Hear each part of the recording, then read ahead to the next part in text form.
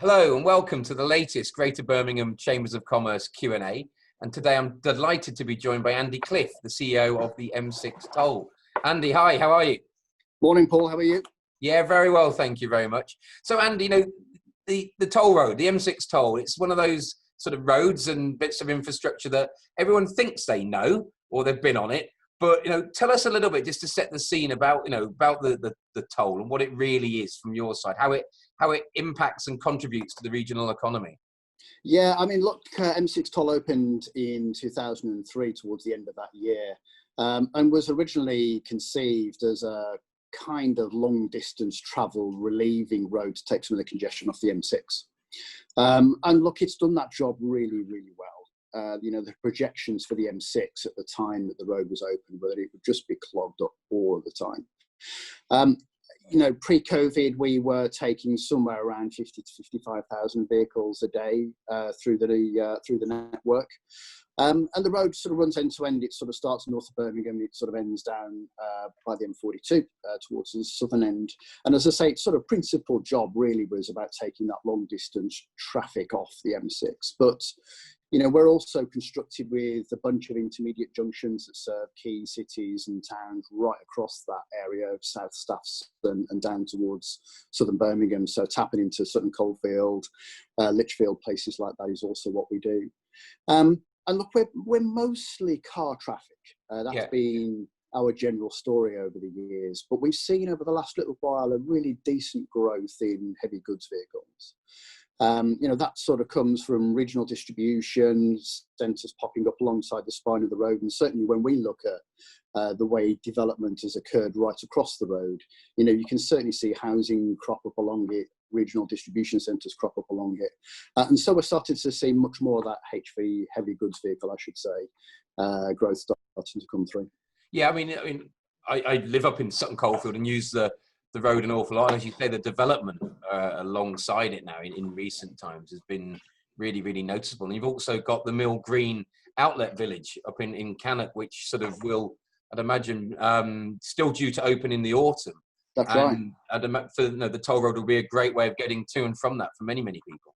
Yeah, it'll serve a number of purposes, I think, there, Paul. We're talking to those guys both about, customers potentially getting to the site as well, but also acting as a support for their logistics operation in order to resupply and restock the shops. Yeah. As you say, they're still looking, despite everything that's happened, to reopen those first phases this year.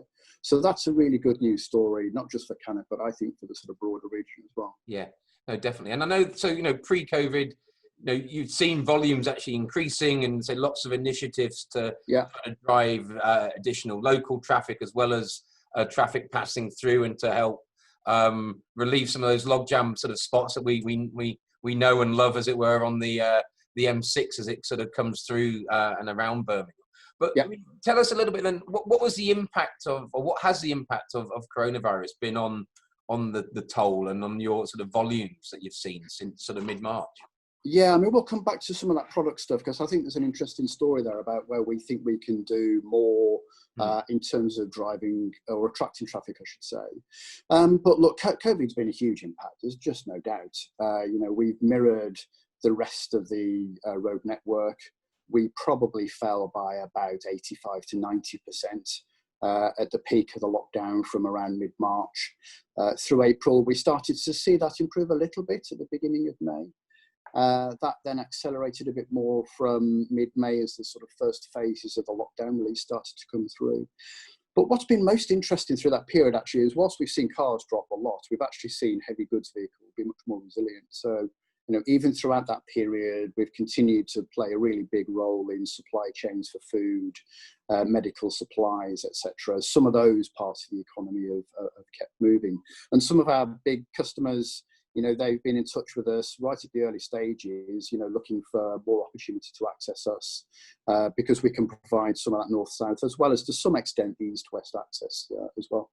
It's just sort of where it's a key piece of infrastructure, isn't it, really? Yeah, that's right. So sort of tapping into those regional distribution centres and just keeping the supply chains going right across the UK. Since, as I say, mid-May, it started to tickle up a bit. I would guess we're probably about 50% or so of pre-COVID levels at the moment. So that's possibly a little bit behind some of the wider network where you see some of those local journeys coming back a bit more. But look, we're in a position now where we want to turn our minds to how we support economic growth, and transport is just fundamental to how you get growth back into. That's where it's such a. This is such a challenging, I was going to say sort of fascinating period, but that's probably the wrong word. But that sort of, when the government is saying stay at home, then the fact that you've seen volumes, particularly of sort of cars, drop, you'd go, in some ways it's a good thing. People are doing what they needed to do, and the country's response as a whole helped to protect the NHS. All the messages that we're well used to now. But we're sort of talking early July, and things are unlocking now. Over the past weekend, we've seen restaurants and pubs and barbers and hairdressers unlocking. I think you and I probably get an appointment booked for the near future. But as you say, it's very much now switching to how do we get the country moving again, get the economy moving, and sort of come through it. So what are some of the sort of plans and initiatives that you're putting in place at the toll road to do that? Yeah, so we're in active discussion with a number of our current customers at the moment, and we're really interested in really focusing on the Midlands region and looking at how we can try to support some of that economic activity right across our area. West Midlands, Birmingham focus right the way through the sort of Staffordshire conurbation as well, and out towards the eastern side. So we're looking at some significant discounts on those intermediate junctions, sort of 50% off prices, but also really focused on, again, those heavy goods vehicles to put in place 50% discounts, introductory discounts for a decent period of time, to really try to attract either more traffic onto the road to stimulate economic activity, or to take traffic off existing networks, take it off the M6 or the A5 or the A38, where everybody knows there is from time to time congestion.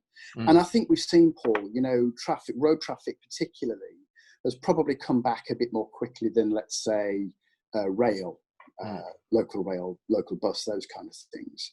And so, there is a prospect that we might get a bit more congestion into the economy. We want to see if we can play a role to help alleviate that. So, as I say, we'll put those discounts in and try to attract, in partnership with, the chambers and those big customers that use us today, to really see if we can play our part in the economy. I'm not trying to pretend that we can do everything. We're a cog in a wheel here, and we're just looking to see if there's some opportunity to support some of that growth. But I think it is important, because certainly while the messaging around public transport has been, from the DFT initially was, don't use it if you don't need to, and get back in your cars, and that concern that you flagged around just pushing people into their cars and causing sort of congestion at a time when we're looking to really get as productive as we can be, is something that does prey on people's minds. And so I think every cog needs to be doing all that it can to try to alleviate that, because this is so sort of fast moving, isn't it? Everything is developing and shifting and changing, and while we are going to be sort of seeing probably a greater propensity for people who maybe could have used public transport before to get in their cars, then having more sort of routes which people feel that they can use and are accessible can only be a good thing. I mean, what sort of duration do you think, Andy, you'll be sort of operating those discounts for? Have you got a plan in place, a hard plan right now? Yeah, it's sort of mixed, Paul, really. I mean, the heavy goods vehicle, we will run those sort of introductory discounts for 3 months or so. The initial 50% off all those intermediate junctions, we'll start it for a month and sort of see what kind of effect it has. But actually, we don't really see that as being the end. We'll then look at what the opportunities are thereafter to move us more onto the kind of hopper products that we've had in recent weeks and months, where there's a more enduring option for customers to potentially continue to use the road as they see fit. And look, one of the features I think here has been our ability for people to hop on and hop off on an occasional basis, not necessarily use us every single day. And so those will be some of the things that we'll look to try to put in place over a slightly longer period of time. For us, some of that's going to take a bit of a change in technology. So, we'll have to invest in order to make that happen. But we think there are some solutions today that we can start to put into place. And so when will they take effect, Andy? Do you have a sort of a launch date? Yeah, it'll probably be from around the middle of this month, Paul. Okay. We're still chatting to one or two partners, so we're a bit flexible around when we might do that. We know a number of other partners are also looking to get on board. So Ocado, for instance, we're chatting to at the moment, and a number of chamber businesses like Cook's. So hopefully, if we can assemble, more and more business to get involved, we'll then sort of time the start date to be most effective, rather than just, get going really just, on a whim. And, like longer term, do you think patterns of more people working from home will impact your volumes? Do you sort of see that being a longer term shift in how people work? Everyone's got used to, jumping on Zoom or Teams or other platforms which are available. But, it very much strikes me that we still don't know, that's trying to stare in the crystal ball and see what happens going forward is going to be difficult. I mean, what's your sort of take on that? Yeah, I think it's really difficult to call, isn't it? I mean, at the moment, the ability for all businesses to completely make themselves COVID secure and then have everybody back in the office is really challenging. Offices just weren't built to accommodate, that sort of pattern of operations. And look, I also think that we collectively have proved to ourselves that we can do some of this stuff. Around Zoom or Teams, whatever it might be. But I also think that a lot of businesses miss that human contact. Those sales forces talking to customers, that ability for colleagues within a business just to have those corridor conversations, so to speak, appropriately social distance, of course, but just the sort of informal discussion that can be a bit more difficult. So yes, I think there'll be some changes in demand. But I also think from my perspective that as we think about how we grow the road and fulfill a different function, we attract more regional or interregional journeys, for instance, and we focus on taking congestion off A5 or A38, then I think there will be other opportunities out there. And that will play a part in really trying to keep the Midlands moving to a much greater extent. That said, Paul, I also think we need to protect what our original purpose was, which was make sure we keep long distance traffic as much as we can away from the conurbation of Birmingham and keep that, that purpose completely intact as we look to provide some different services. Yeah, so it's sort of blending, isn't it? And as you say, when you know all the modelling that you do and sort of the traffic flows, that is such a core purpose, but how do you augment that? And one thing I was going to ask you is, like, we're seeing, that, well, the West Midlands, I guess, is aiming to be the home of electric automotive manufacturing, and we're looking to hopefully get the Giga factory sort of based here, and there's a lot of work going on around that. But do you envisage sort of maybe tiered pricing on the road for electric vehicles at any point as a way of potentially encouraging them over diesel? Also, we know we've got the clean air zone taking effect in Birmingham in 2021. Is that something which sort of is on your agenda at all? It is on our radar, absolutely, Paul. We'll continue to look at all of those things. I mean, it's very early stages, isn't it, at the moment? Yeah. And sort of uptake is, in a relative sense, quite small. But absolutely, we'll look at all of those opportunities. And it may not just be electric cars, it may be trucking solutions as well, where some of those things start to come to the fore to a greater extent.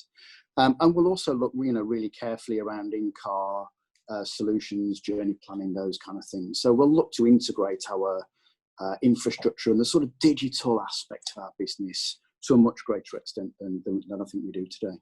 Yeah, great. Well, Andy, I mean, it's fantastic to hear about the initiatives you're putting in place in the here and now to, as you sort of said, to help get the economy moving again, to encourage both, sort of individuals, but also goods back onto the road, because we do have to get the economy moving, and I'm sure that those plans, the discounts, etc., will play a big part in that. So it's very much one for those watching, taking effect hopefully from mid-July. Sort of watch this space on that.